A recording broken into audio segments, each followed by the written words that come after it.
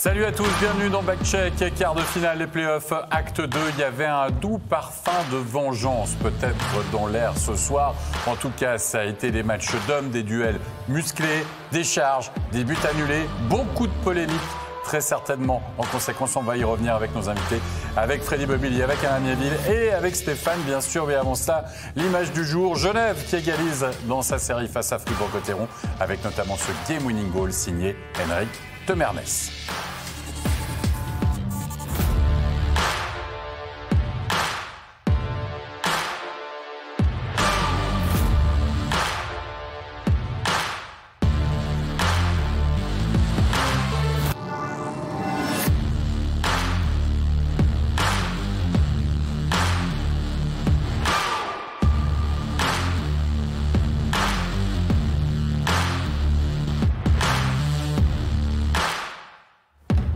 Et là, le pauvre Berra, il n'y peut rien du tout, messieurs. Il y a un florilège de joueurs devant lui, véritablement.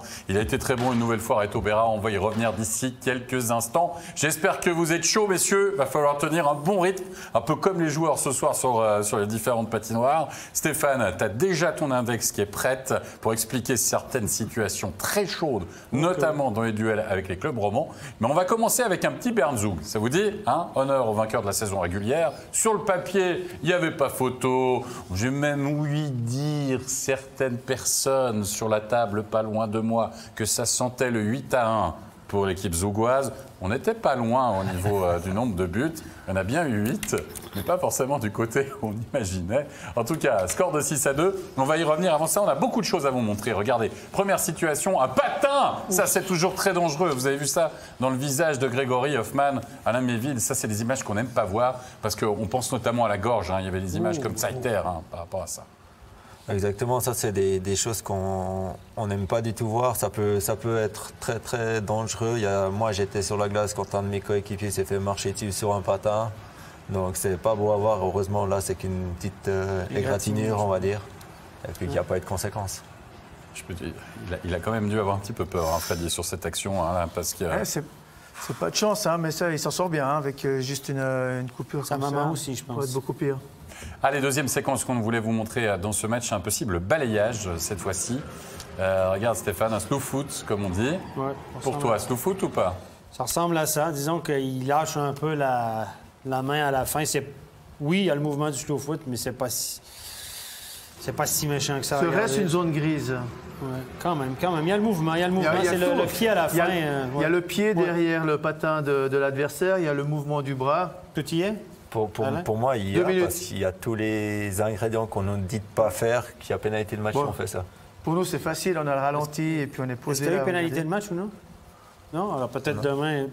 C'est peut-être l'année des pénalités de match à rebours. J'allais dire, il y en a une, mais c'était pas pour ça. Okay. Allez, on verra ça d'ici quelques instants. Avant cela, 8e minute de jeu, l'ouverture du score par Konaker. Il y a beaucoup de joueurs qu'on a vus du côté de Bern. Konaker en fait justement partie, puisque c'est lui qui va ouvrir le score. Regardez le coup d'œil, bam! Le tir, il est super, hein, Alain. Ouais, magnifique. Ça, c'est vraiment le shoot parfait en pleine lucarne. C'est difficile de faire mieux. Et puis on voit que là, Bern, ils sont partis, ils ont mis direct la pression après l'engagement. Et puis ça a sorti cette action avec ce shoot. Ouais, Schlump qui a raté son dégagement, hein. On l'a vu du côté de Zug qui a donné cette ouverture du score. Simeone, on va le retrouver. Qui, à part Simeone, peut marquer des buts du côté de Zug? Ils sont nombreux, finalement, Freddy, mais Simeone toujours aussi efficace. Ah, il est efficace, il l'a déjà été lors de la première rencontre entre ces deux équipes mardi soir. On voit ici, il utilise le défenseur comme écran pour tromper le portier bernois, mais à l'origine, il y a aussi un certain Kovar qui a l'assist sur cette action. Donc, du côté de Zug, il y en a plusieurs qui sont capables de marquer des buts. Un partout après 11 minutes de jeu. On se dit que la machine zougoise va être lancée. Mais voilà, on va revoir le but gag de la soirée. Celui-ci, messieurs, on l'adore parce que souvent Stéphane dit « Ah, le puck avait des yeux, Alain ». Mais là, je sais pas. Il est téléguidé, là, le puck. Franchement, pour des oreilles. J'ai dit, c'est pas du tout. Il a entendu le coup de sifflet, c'est pas où il est, ce puck. On m'a dit une fois, c'est pas comment, c'est combien. Ça résume assez. Et puis voilà, ce soir, c'est un peu tout qui tournait pour Bern. Et puis c'est l'illustration parfaite, là. Mais du coup, Haim, il a un assist et puis un but finalement ou bien non, c'est le casse du Zou. Hein, c'est le défenseur. Absolument. Et du coup, Leonardo Giannoni qui ne sait pas où est ce puck, la joie d'Olofsson. C'est 2-1 pour le CP Berne. Et Berne va marquer un but très important. Regardez, on est en fin de tiers. Et c'est Untersander qui va aller marquer le 3e. Untersander, j'ai envie de dire, Freddy, il a vraiment tout le temps d'aller s'ouvrir un bon angle de shoot. Ouais, c'est étonnant, il a de la place, mais il utilise aussi cette place, il prend sa chance et puis un tir qui semble anodin, peut-être légèrement touché là aussi par le défenseur Dzougua devant Giannoni. On voit l'importance de mettre du trafic devant le portier. Personne ne touche ce puck, en fait, ça passe entre les jambes de l'attaquant bernois et puis sous le bras de Giannoni. Mais encore une fois, il y a un écran devant le portier Dzougua. Difficile pour lui de faire mieux que de se mettre sur les genoux puis d'écarter un petit peu les bras pour prendre un maximum de place. Mais le tir de Untersander n'était pas très puissant, mais très précis. 3-1, qui l'eût cru, franchement, pour le CP Berne face à cette équipe de Zoug. Après 20 minutes de jeu, on plonge dans la deuxième période, peut-être la première, et c'est surtout une charge à la tête qu'on va voir avec un Skragen 2+10. 2+10 là-dessus, Stéphane, ton avis? 2 pour coup de coude, ça aurait été suffisant, je pense. Il y a un coup de coude, mais c'est un espèce de réflexe. Le gars, il vient contre lui. Tu donnes 2+10 là-dessus? Non. Moi, c'est le coup de coude qu'on vient de voir là? Oui, c'est charge à la tête. C'est pas contre la tête. Les gars, c'est sur le haut de l'épaule. Hein?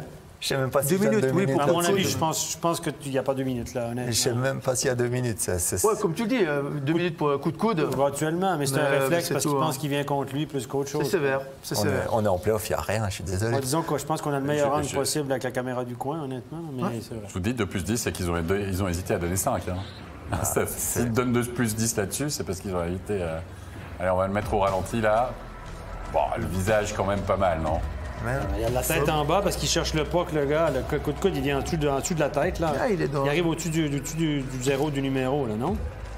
Moi, j'aimerais bien. C'est quel arbitre qui a mis les 2 minutes? J'aimerais bien voir parce que peut-être. Je pense que il y a un mauvais angle sûrement. Attendez que je regarde.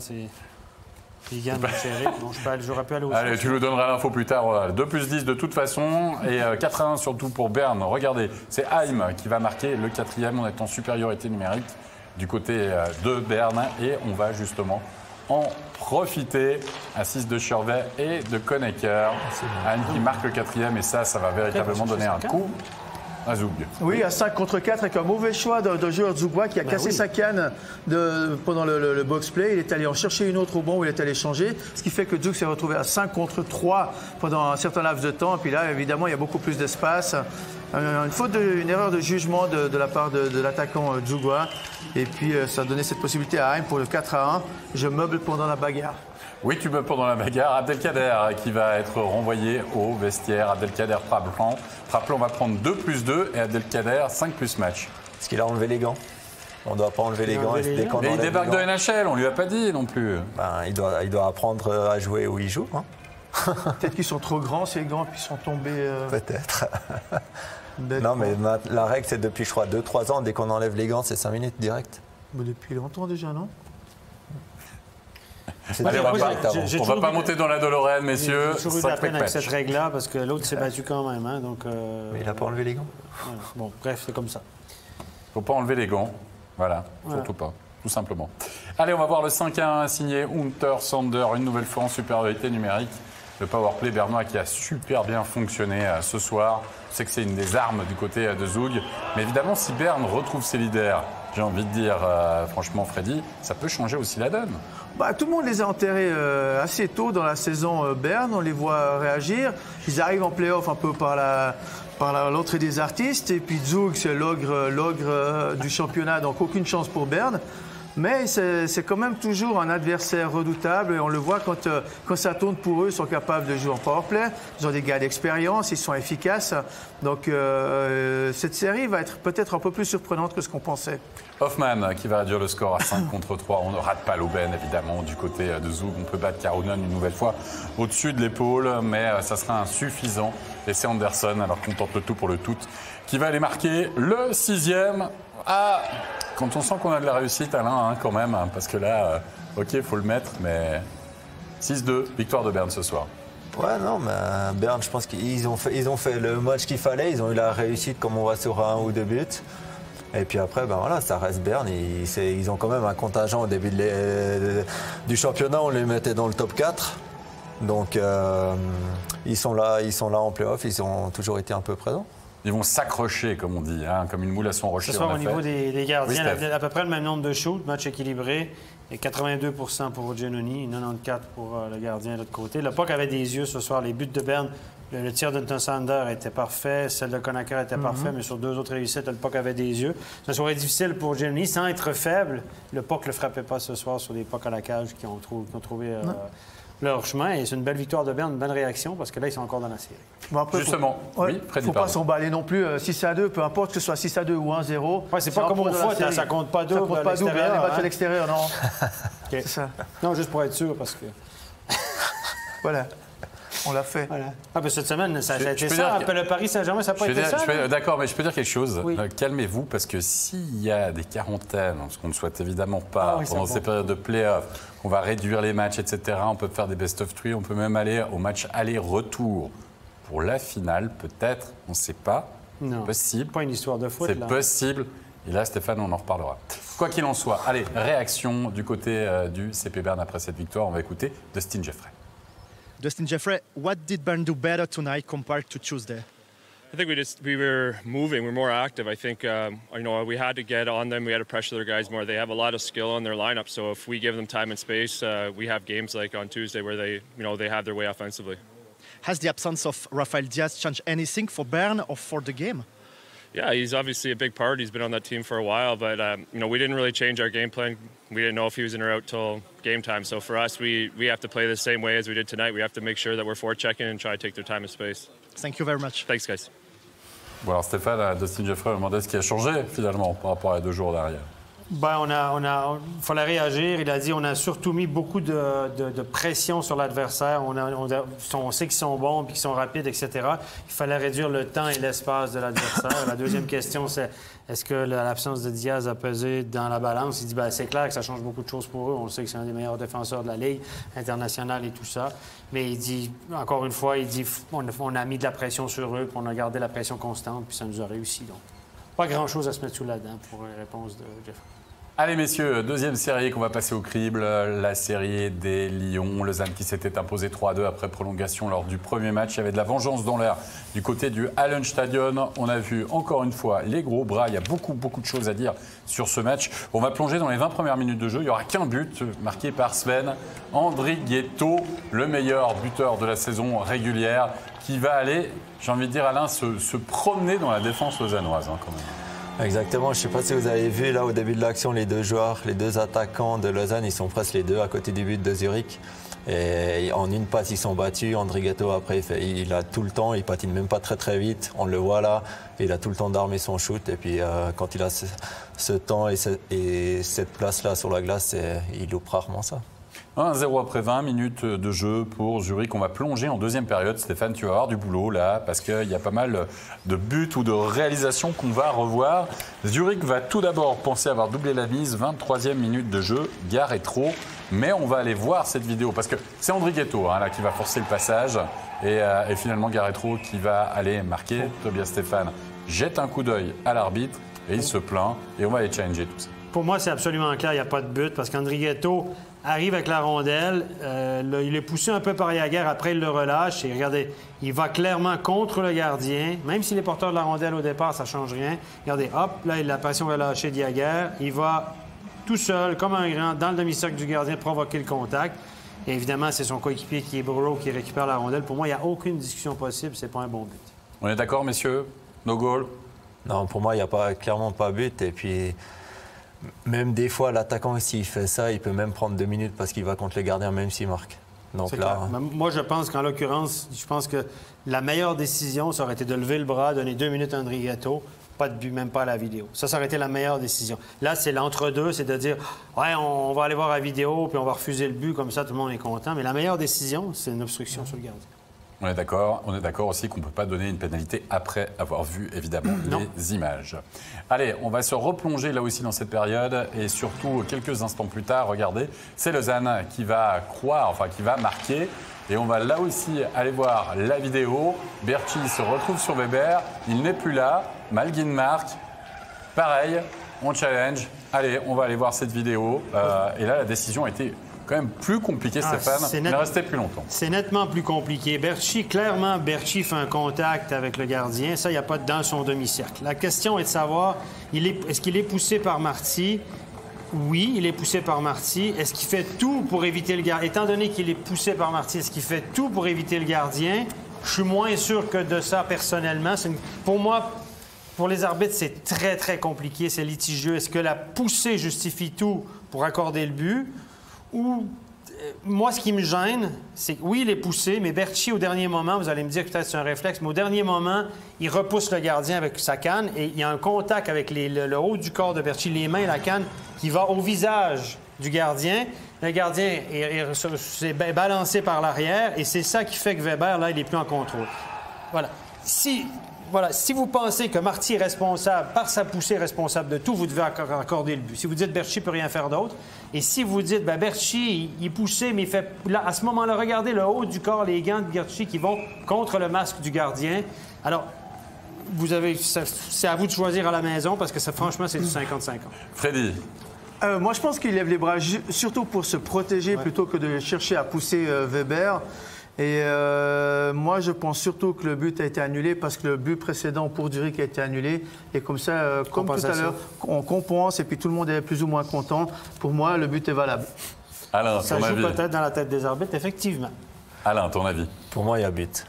Pour moi, j'aurais donné le but parce que Berchi, en connaissant comment il patine, oui, il se protège un peu, mais après, les droitiers, ils se tournent un peu comme ça pour repartir parce qu'ils croient que le puck est dans le coin. Ensuite, Malgin dévie le puck, va dans le but, on voit Weber, il ne bouge pas pendant 3 secondes. Il cherche le but, non, le puck. Donc, en même temps, il aurait peut-être pu se replacer, mais il ne savait pas où il était le puck. Pour moi, il y a clairement but.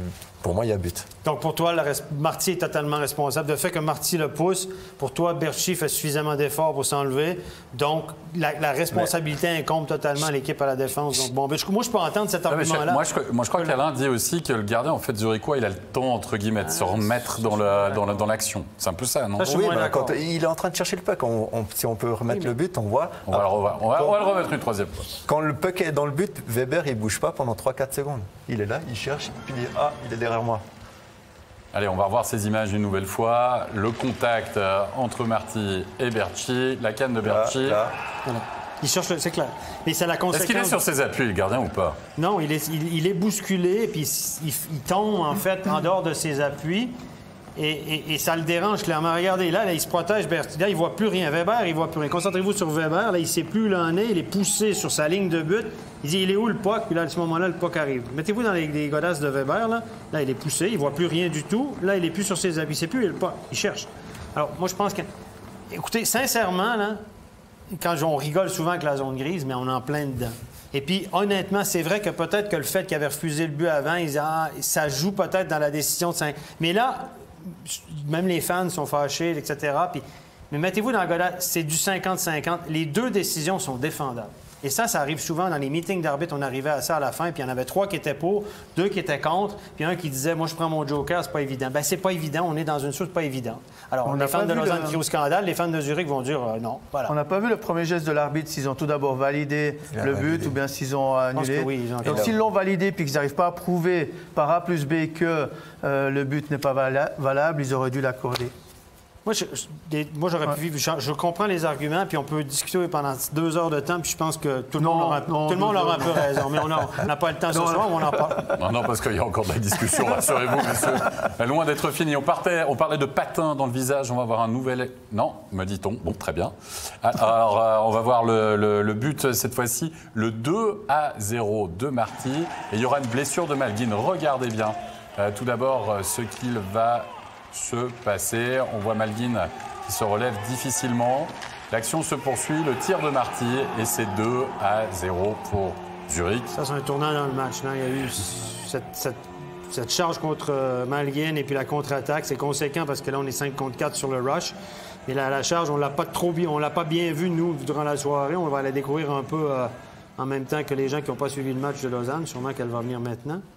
Oui, elle arrive maintenant. Okay, donc 2-0. Enfin, j'imagine qu'elle arrive maintenant parce qu'après on me dit non. Malgin a été blessé d'ailleurs.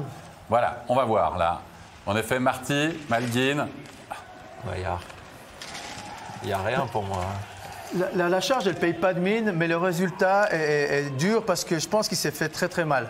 Mais en soi, il n'y a pas vraiment de faute de la part de Marty sur cette charge-là. Par contre, ça modifie totalement la physionomie de l'action suivante, puisque Malgin est au sol, l'arbitre n'intervient pas, Zurich est à 5 contre 4. Le surnombre La fait loi que de Murphy, Marty... c'est toujours le pire des scénarios qui se passent, possible. Donc, pour les arbitres, c'est le pire scénario, parce que tu ne donnes pas la pénalité, la contre-attaque, puis à gauche. Mais il le contient, il n'a même pas vraiment...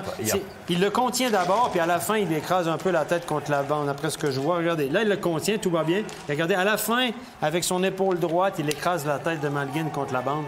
Je pense que c'est là que ça le blesse, les gars. C'est le geste final. Il contient, ensuite, il va avec l'épaule droite, puis je pense qu'il écrase la tête contre la bande à la fin. D'après ce qu'on a vu, je pense qu'il y a peut-être d'autres angles de caméra qui seraient mieux. En tout cas, le juge, je pense que ça va être revu et rediscuté. Je pense que Lausanne va faire 2-3 téléphones ce soir.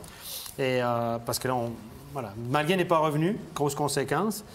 Mais c'est encore une fois, c'est une situation difficile à juger pour les arbitres. Sur le live, vous dites les deux, il n'y a pas de faute? Non. Vous ne donnez pas de faute? Moi, je pense que c'est difficilement sifflable aussi. Après, on peut aller décortiquer, puis... Voilà, mais encore une fois, il y a une fois en temps réel pour les arbitres. On peut leur dire tout ce qu'on veut. Moi, je l'ai vécu, ce genre de situation. Puis, comme arbitre, tu vois Malgin qui reste sur la glace, tu dis c'était pas si méchant que ça. La contre-attaque, le but, tu dis oh merde. Non, mais tu peux pas arrêter le jeu non plus. Non. Tu peux pas l'arrêter le jeu. Non, parce qu'il se relève, puis il va au banc. C'est une circonstance qui fait que ça s'est produit comme ça. Le scénario était écrit pas de chance pour Lausanne. Que ça allait tourner contre Lausanne.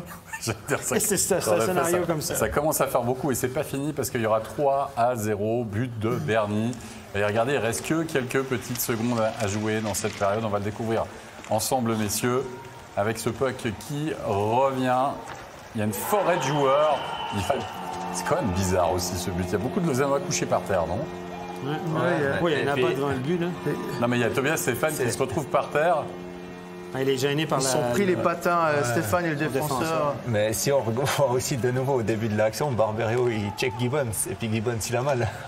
Puis après, ça monte, il manque des joueurs. Et puis, ça veut pas, ça veut pas. On est en troisième période. Sigrist. Fake shout, comme on dit. Voilà. Ouais, c'est ça. Quand ça veut pas, ça veut pas. Il rate son action, là. Il fait un beau move, mais là, techniquement, il rate complètement le dernier geste. Et puis, ça lui réussit. Donc, c'était pas la soirée des Lions romans ce soir. Non, avec Tobias Stéphane qui a finalement cédé sa place à Boltzhauser. C'était pas la soirée Tobias Stéphane qui avait été très bon lors du premier match et qui là... Là, sur ce but-là, c'est de la malchance. Honnêtement, le gars, il échappe la rondelle. Donc, je crois qu'il est plus dégoûté pour l'ensemble du match. Ouais, je pense qu'ils vont peut-être le protéger pour la fin du match. Je sais pas. Allez, on va voir une pénalité de match, une de plus. Kruger, puisque Lausanne va décidément boire la coupe jusqu'à la lie, comme on dit, avec une pénalité de match. Non, pour moi, c'est mérité. Kruger, il poursuit son action, puis il va regarder. Gehrig est aux prises avec Kenin. C'est un troisième qui rentre dans le paquet. Regarde, il va arriver. Boum. Celle-là, elle peut faire très, très mal. Mais Gehrig ne s'attend pas à être frappé par derrière. Par un mais un bon réflexe, Gehrig. Heureusement, il arrive à lever les bras pour se protéger. Mais qu'est-ce qu'il fait là, Kruger? C'est un défenseur. Mais il reste 4 minutes, ils l'ont mis devant. Ses intentions sont assez claires, me semble-t-il. C'est sa première fois cette année qu'il faut check. Mais le cross-check après de Batlisberger n'est pas piqué des verres. Il y en a mis un bon dans les côtes. Ça fait mal aussi. Ouf, juste au-dessus de la cuissette, ouais. Allez, c'est pas terminé encore. Voilà, on va voir la dernière scène, le dernier but et surtout on va dire l'attitude d'Andri Ghetto. Évidemment, il y a 5 minutes de supériorité numérique pour Zurich. Andri Ghetto qui va marquer, qui va aller chambrer Boltzhauser. Et là, du coup, Marty qui devient fou, Harry Fifi partout. Et puis Stéphane, on va revenir d'ici quelques instants là-dessus. D'abord, le but, la réussite d'Andri Ghetto, elle est presque plus anecdotique finalement qu'autre chose. Mais c'est surtout ce qu'il a à dire derrière à Boltzhauser. Et ensuite, eh bien, évidemment, les esprits sont là. Ça va s'échauffer. Sur notre scène, on va voir Boltzhauser aussi y aller. Hop, hop, hop. Et perdre l'équilibre ensuite. Bon, et là, évidemment, là, on a fait. Et là, Andri Ghetto, ce qu'il fait, c'est inadmissible. Tu peux pas faire ça. Je veux dire, ton équipe mène 4-0. Tu marques un beau but, oui.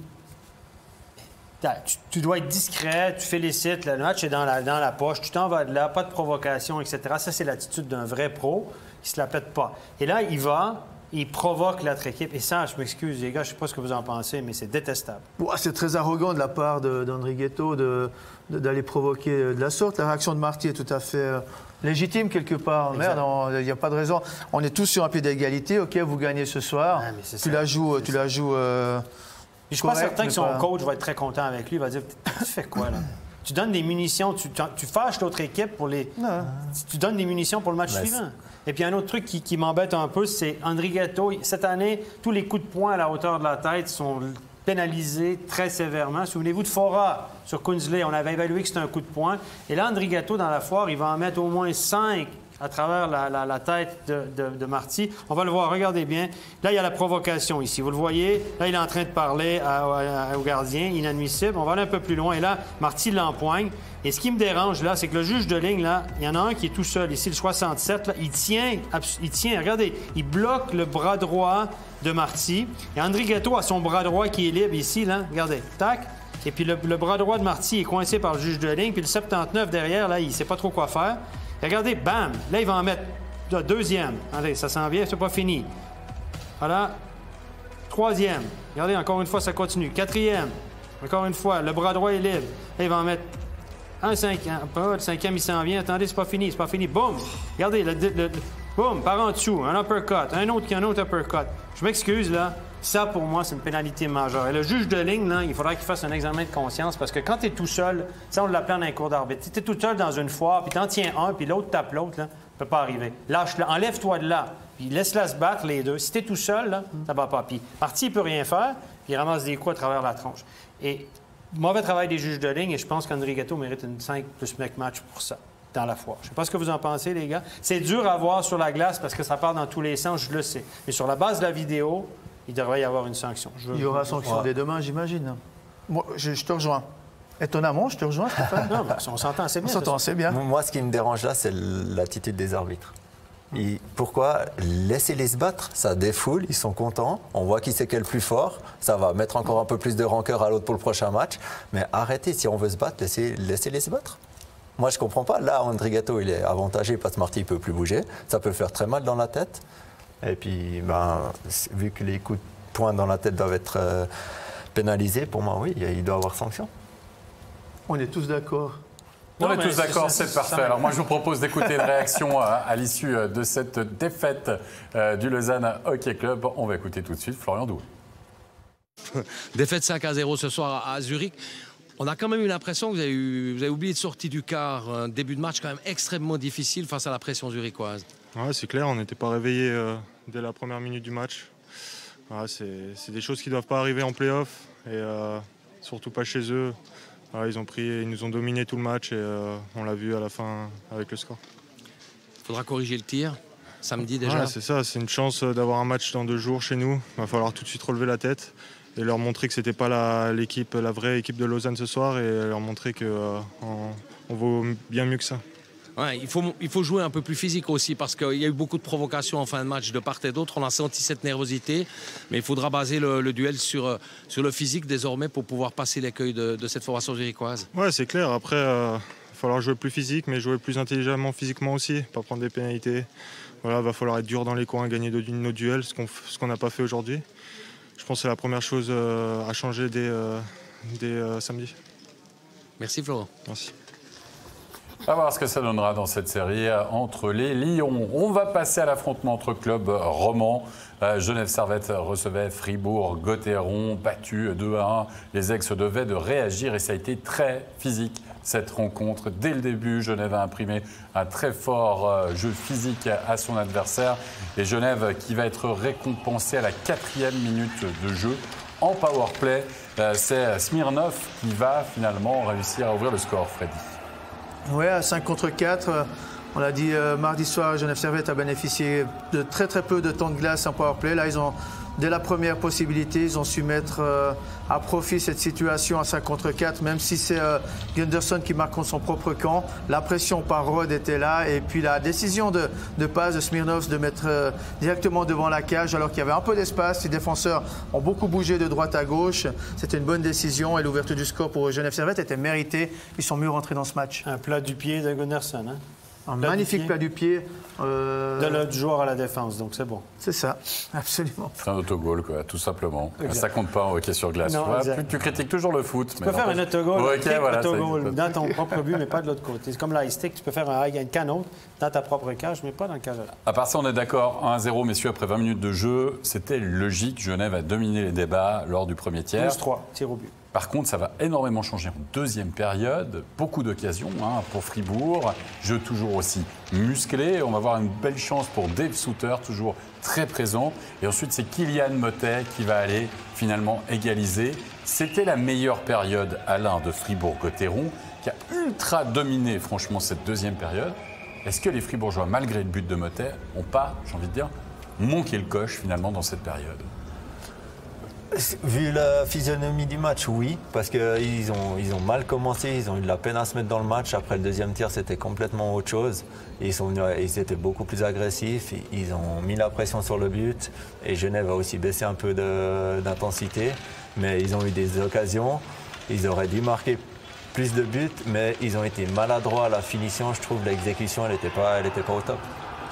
On voit l'égalisation de Motet, Stéphane, pas de réclamation là-dessus. Il n'y avait pas de faute sur Tom Ernest. Non, on l'a regardé. Là, il travaille un petit peu à la hauteur des mains, mais il le rate finalement parce que Tom Ernest protège bien sa rondelle. On l'a analysé. Il n'y a pas de faute. Regardez, sur cet angle-là, vous allez voir, Kylian essaie d'aller à la hauteur des mains, mais il rate son coup. Finalement, il ne touche jamais les mains. Ensuite, il bloque la canne très bas, sans vraiment la taper. C'est un bon geste offensif de la part de Kylian Motet. Évidemment, Tom Ernest n'est pas content parce qu'il a perdu le puck et il a mal paru, mais je pense que c'est une bonne non-décision. Il n'y a pas de faute là-dessus. Et le suspense était donc complet avant d'attaquer la troisième période. Où ce match ou de quel côté allait-il tourner ? Première grosse possibilité pour Fribourg-Gotteron. On oublie le puck du côté de Genève et Julien Sprunger. Finalement, Freddy qui va toucher le poteau. Oui, on retrouve le duo Bikoff-Sprunger ici avec beaucoup de patience de la part de Bikoff. Il attend que Sprunger soit bien positionné face à son adversaire également. Et ce puck qui vient mourir sur le poteau. Comme le disait Alain, c'est que Fribourg-Gotteron en deuxième et troisième période a eu beaucoup d'occasions, a manqué la précision dans le dernier geste pour la concrétisation. Et finalement, c'est Tom Ernest qui va en quelque sorte se racheter à la Méville en marquant ce but. Ouais, il met le puck au goal, puis finalement il file au fond, quoi. C'est un peu ça. Non, là, il a voulu la mettre là. Ça, c'est le shoot parfait. Berra voit rien. C'est pas un shoot puissant, mais c'est là où il y a le petit trou et il veut la mettre là. Alors, regardez la réaction qu'il a quand il voit qu'elle rentre, parce qu'il voulait la mettre là. Il y a Marchand qui est devant le but puis qui lève une patte. S'il laisse sa jambe là, elle arrive sur sa jambière, mais je pense qu'il ne voulait pas la faire dévier dans son propre but. C'est possible. Tu veux l'analyser, Steph? Oui, je vais l'analyser parce que j'ai pas aimé le travail de Di Domenico. J'en ai parlé plusieurs fois sur le plateau. Souvent, comme ailier, il descend trop profondément puis il se fait prendre, puis c'est un peu lui qui est responsable. On va regarder ça ensemble. Donc, d'abord, il y a un bon jeu renversé avec Jacquemet et Vermine qui vont monter comme ça. Un bon jeu renversé.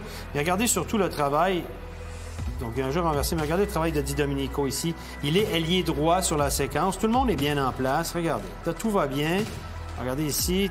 Tout le monde, le défenseur qui le suit, il est bien en place. Ici, l'autre défenseur va le suivre. Marchand, joueur de centre, il est bien placé. Motet, il est par exemple, il est à l'intérieur.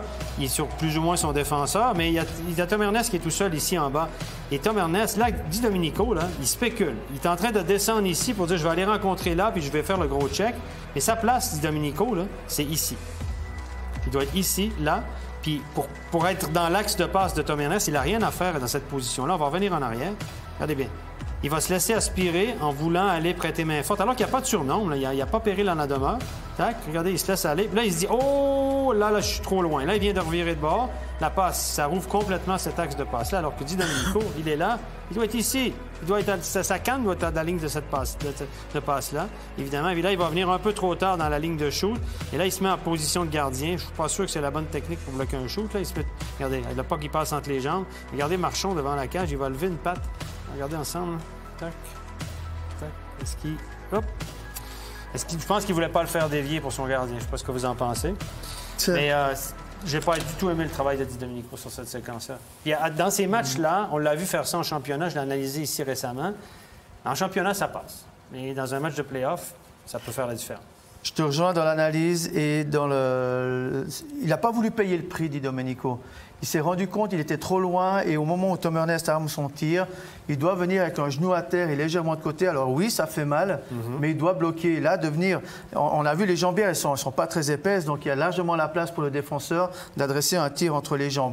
Par contre, s'il met un genou à terre et qu'il vient de côté, il se fait gros, il dissuade. C'est ça. Et puis Tom Ernest va peut-être pas lancer. En tout cas, il n'y a pas d'espace et puis ça va obliger Tom Ernest à faire un mouvement sur la ligne bleue. Puis après, on n'avait pas vu tout de suite les images de levée de pied de Marchand. Le premier but a été marqué du patin par Gunderson. Est-ce qu'il avait ça en tête? Mais voilà, bon tir de Tom Ernest, on ne va pas lui enlever ce crédit. Avec un joueur de Genève qui était... Mais le jeu renversé entre Vermin et puis Jacquemin était bien orchestré. Petite erreur, grosse conséquence. Oui, et c'est pas terminé parce que finalement Genève va marquer dans la cage vide. Joël, Vermin, il reste quelques secondes et beaucoup de pertes de puck, Alain, on se rappelle, avant cette réussite à la ligne bleue de la part de Fribourg-Gotteron. Ça résume un peu leur match, ils étaient dans la zone, il y a eu Motet qui a perdu le puck, Gunderson qui a perdu le puck, là Di Domenico qui perd le puck, ça fait un peu beaucoup pour une séquence de 30 secondes à 6 contre 5. Donc ça résume un peu leur match. Ils n'étaient pas trop mal, mais l'exécution n'était pas au top. Face au deuxième tiers que Fribourg a perdu. Il y a 23 tirs à 8 au deuxième tiers. A été dominé en première période, Fribourg. En deuxième période, a dominé 23 à 8.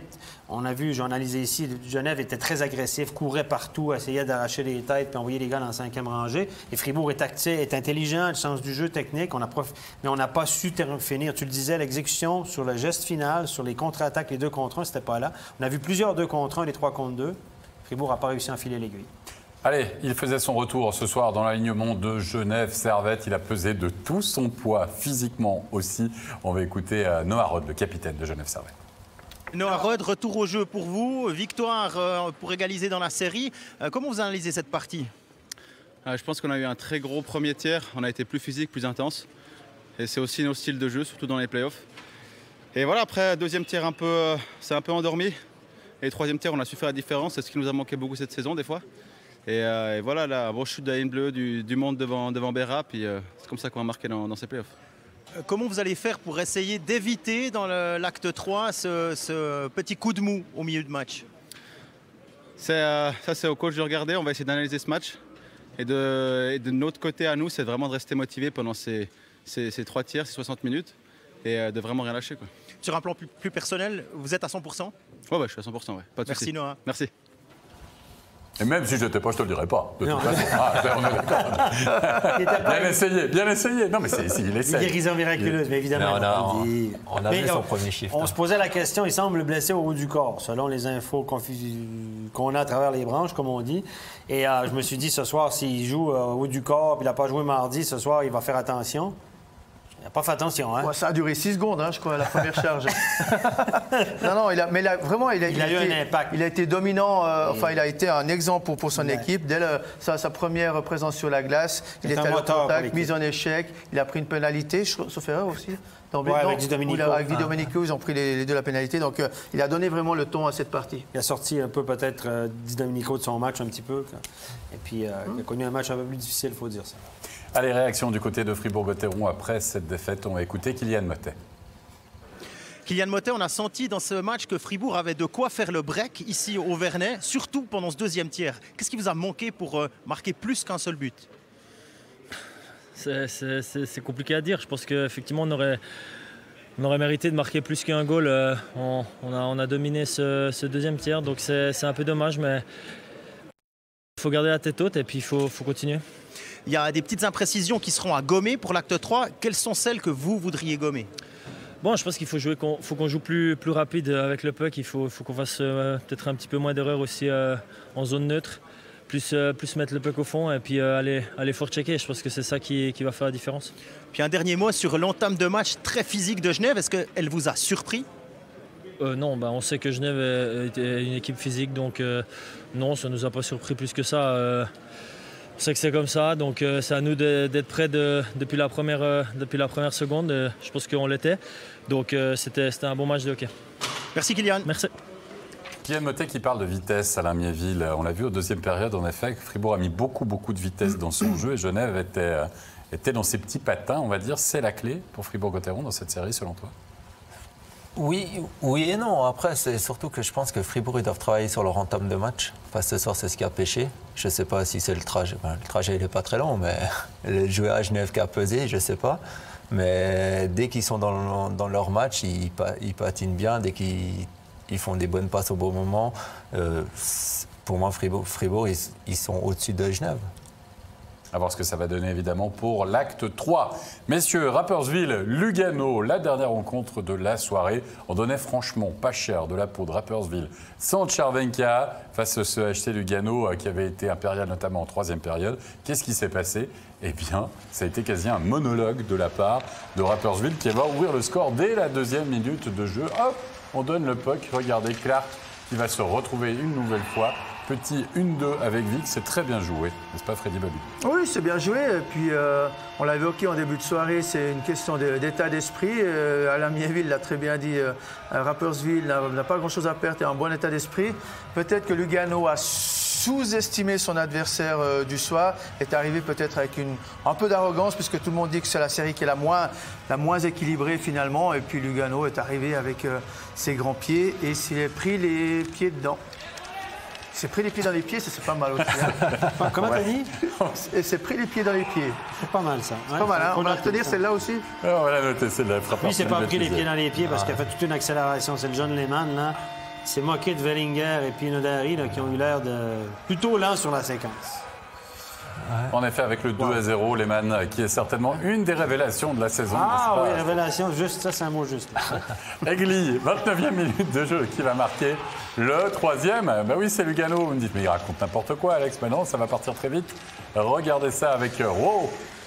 Rowe qui va rentrer dans la zone. Et il y a Egli là, qui est complètement seul. Regardez-le bien, numéro 46. Il a le temps de. Alain, hein, il a pu faire vraiment. À aucun moment, il a été inquiété. Il se baladait un petit peu dans le stop. Bon.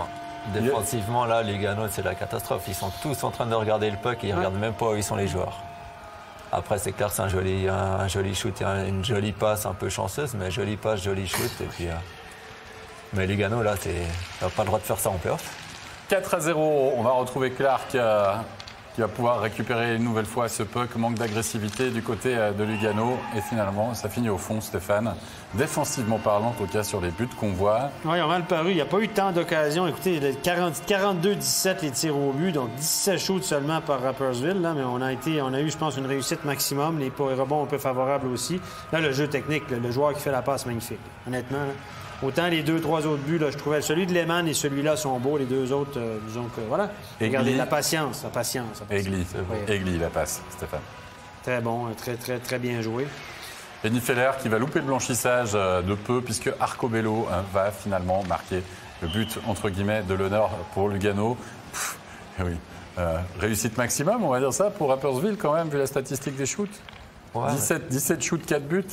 17 shoots, 4 buts, 76% ce soir, Schlegel. Je crois qu'il avait des yeux, beaucoup de réussite. Et voilà. Je pense que si Rapperswil avait un match à gagner dans cette série, c'était celui-là. C'est juste? Tout comme Berne. Moi, je pense que dire ça?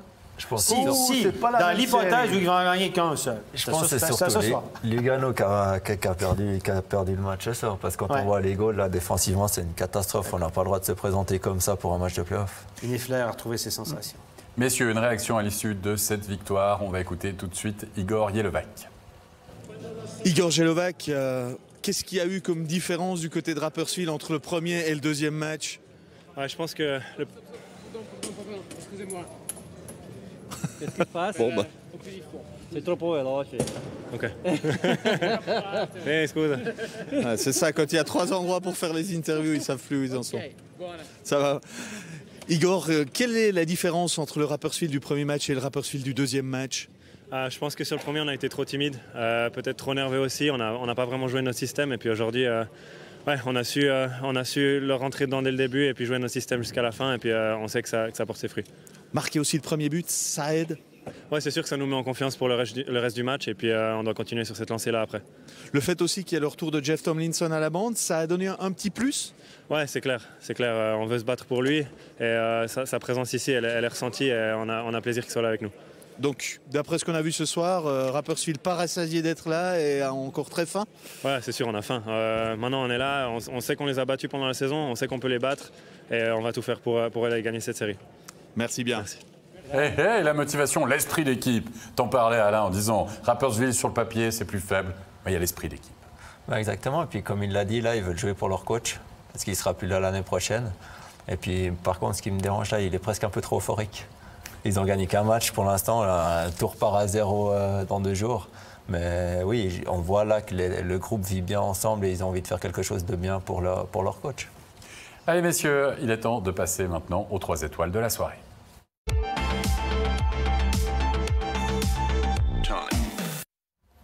La 3e étoile, ce soir, il s'agit d'un défenseur bernois, Stéphane. Il a été bon, il a été très bon, il a marqué un doublé, c'est Ramon Untersander. Oui, il a marqué un doublé, il avait été excellent dans un match précédent. Il a joué 30 minutes le dernier match.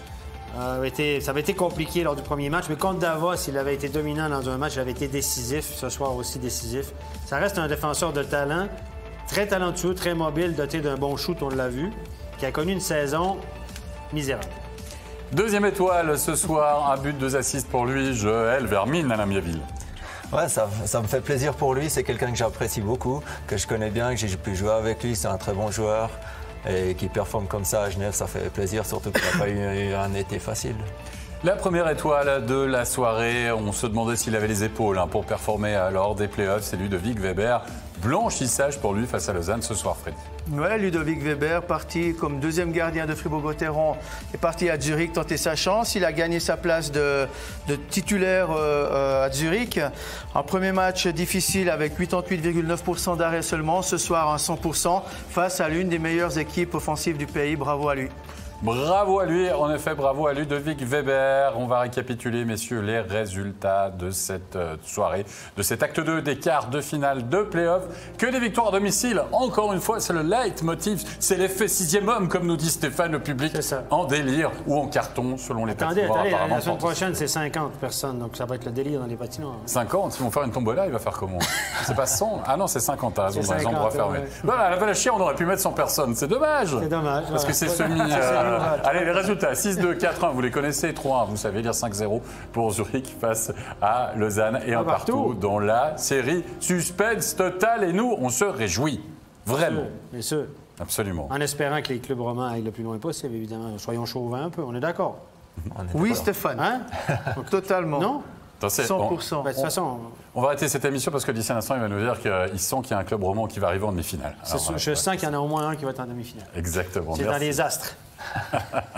Merci Stéphane. Allez, on va remercier nos 2 invités de ce soir. On va remercier Freddy Bobillier, merci Alain Miéville. Stéphane, on se donne rendez-vous samedi. Ouais. Bien sûr, attention pour la revanche, l'acte 3, en tout cas, de la rencontre entre Fribourg-Gotteron et Genève. Soyez au rendez-vous, 19h30. Merci à toute l'équipe technique pour la réalisation de cette émission. Portez-vous bien, prenez soin de vous. À samedi. Bye bye.